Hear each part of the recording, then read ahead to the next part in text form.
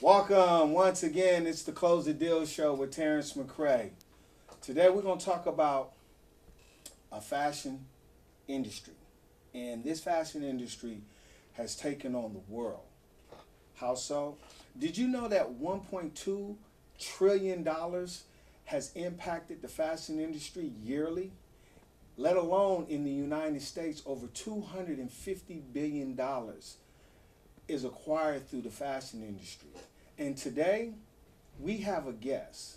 And to me personally, I believe this woman is going to be a household name in America through her brand, through her product, and through her designs in fashion because of her dedication, her commitment, but most importantly, her gift. She has a tremendous gift, not only in designing, but specifically designing coats. And we're talking about Philine. Ladies and gentlemen of the Close the Deal show, please welcome Philine. Hello, how are you? I'm good, thank you. Welcome to the show. Thank you. Thanks for having me, Terrence.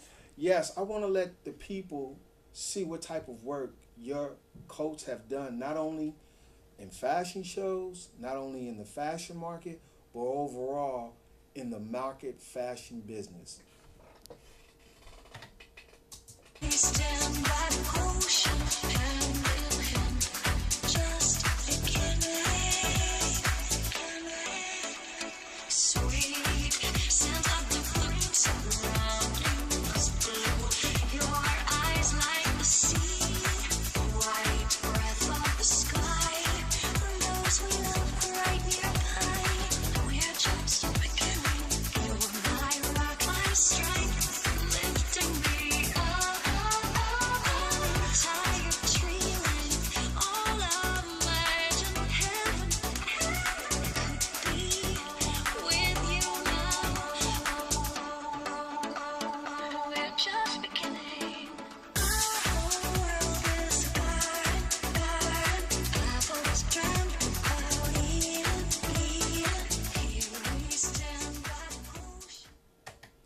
That was beautiful.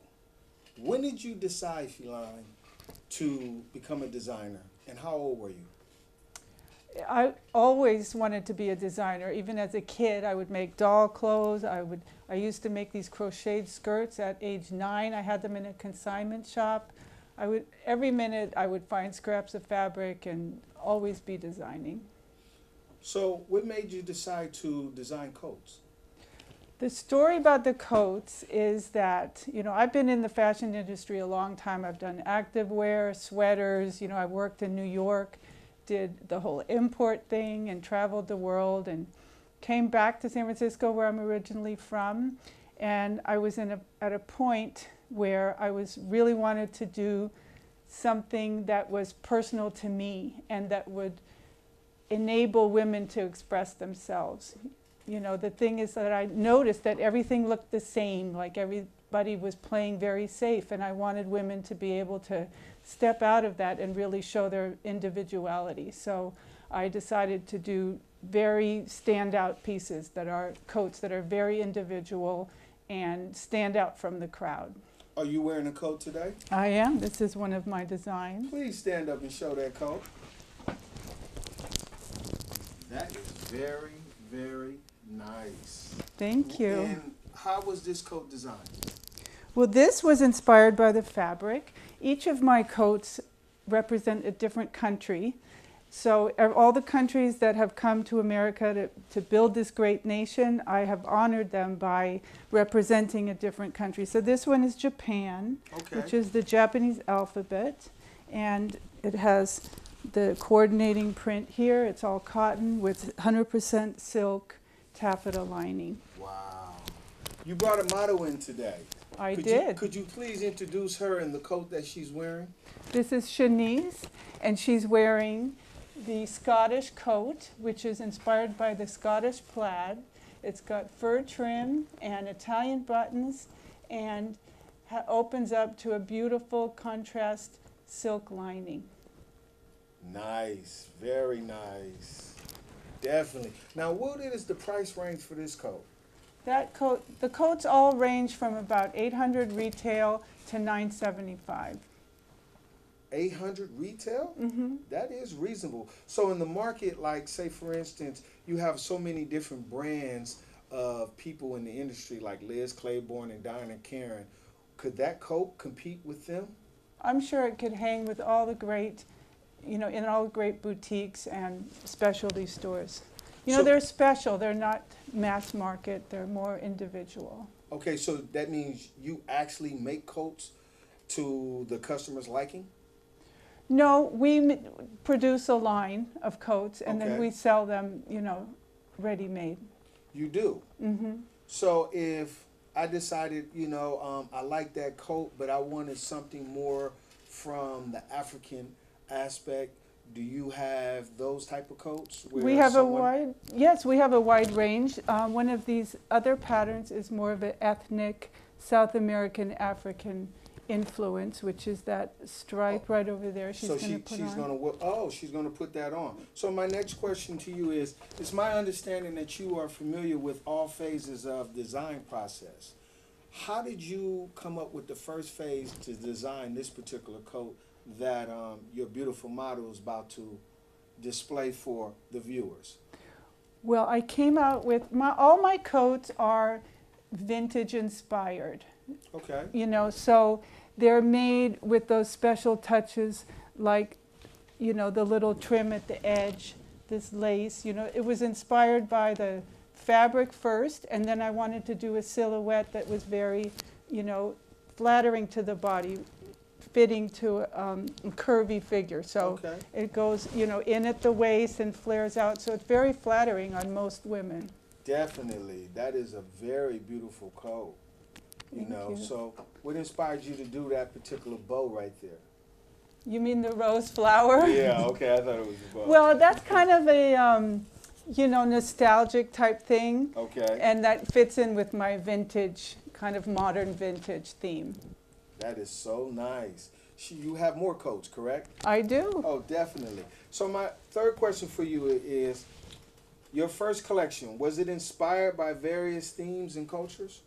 Yes, it was. I mean, the story is that it was actually inspired by my mother, because my mother came to this country as an immigrant when she was 19 years old from war-torn Europe and had no money, didn't even have a coat.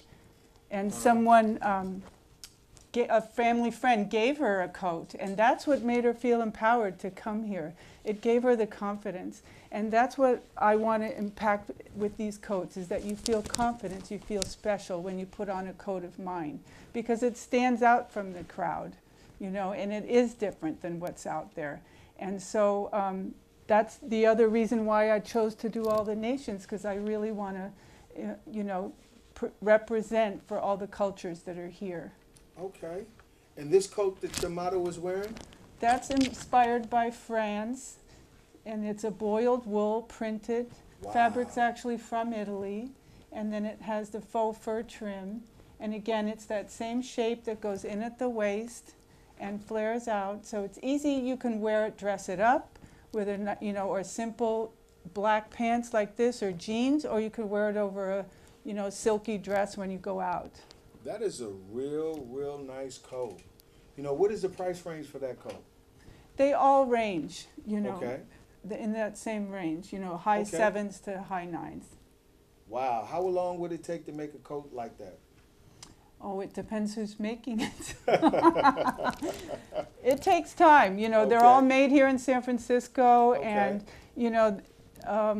a coat for me to make one at a time takes a full day and a half, cutting it out and sewing it together and everything.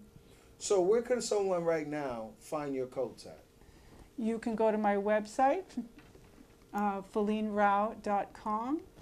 And I'm also going to be part of a design collective this fall here in San Francisco at the Restore, and that's going to be in Russian Hill. So I'm going to have a presence there. Yeah.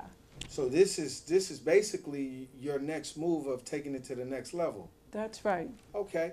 Please allow your model to display more of your coats.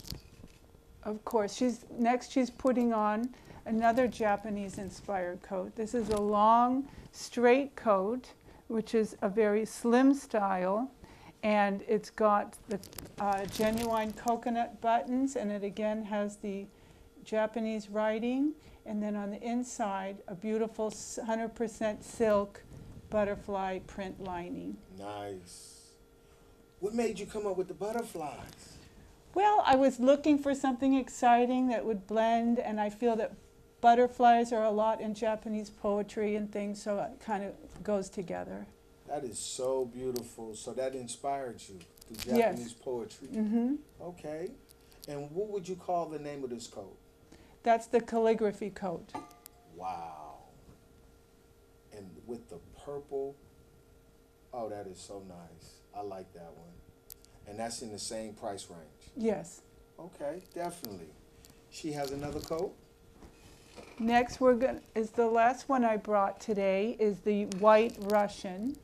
So that was inspired by Russia, because they always love to have that fur, and you know they like to dress up. And so that one has the embroidery there at the bottom. It's a cozy, you know, Sherpa fabric, and it's got the embroidery and sequins on the bottom, and on the inside there's a beautiful white snow leopard print, silk lining. Nice, nice, nice. I think I've seen you in this coat before, this particular coat. You've wore this coat before?